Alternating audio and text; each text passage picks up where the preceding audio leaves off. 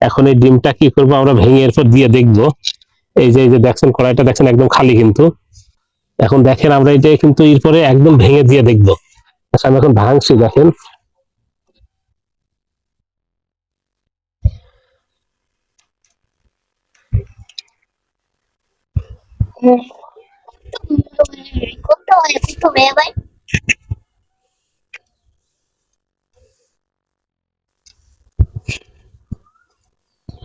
অবস্থাটা দেখেন কোনো কিছুই না, এতটুকু গরমে মানে এই গরমে ডিম ভাজা হয় না বললেই চলে। এমনিতে গরম তাপমাত্রা আছে কিন্তু দেখেন ডিমের অবস্থাটা কি দেখেন একদম এরকমই আছে।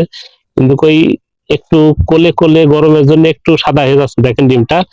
হয়তো এইভাবে এক 5-6 মিনিট রেখে দিলে, এইভাবে 5-6 মিনিট রেখে দিলে হয়তো কিছুটা সাদা হবে।